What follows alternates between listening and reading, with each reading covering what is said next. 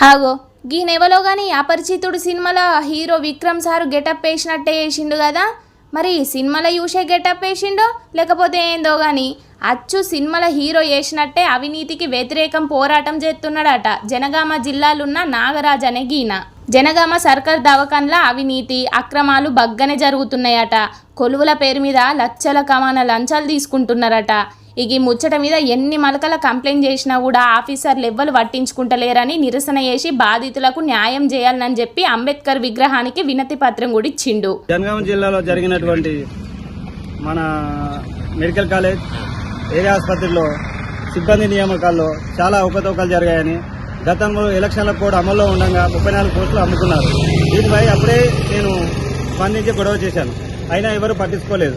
మరి మొన్న పడ్డాయి పోస్టులు, అందులో అక్రమంగా ఫేక్ సర్టిఫికెట్ పెట్టి 34 మంది ఫేక్ సర్టిఫికెట్ పెట్టి మిగతా వాళ్ళు పైరోలతోటి ఈ ఉద్యోగాలు పొందారు.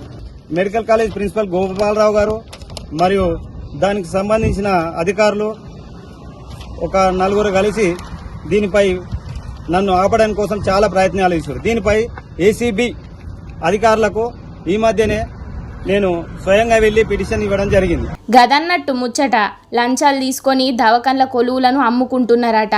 అర్హత ఉన్నోళ్ళకు కాకుండా పైసలిచ్చి కొనుక్కున్నోళ్లకు కాంట్రాక్టు అవుట్ సోర్సింగ్ కొలువులు ఇస్తున్నారట. అడిగితే మీదికెంచి బెదిరిస్తున్నారట. ఇంకా గందుకే గీ అవినీతి భూతం మీద పోరాటం చేయాలని చౌరస్తా కాడ గీ తిరగ వేషం కట్టి నిరసన చేసిండట అన్న. చూడాలే మరి గీనేసిన నిరసన చూసన్న ఆఫీసర్ల మీద సర్కారోళ్ళు యాక్షన్ తీసుకుంటారో లేకపోతే ఏం చేస్తారో.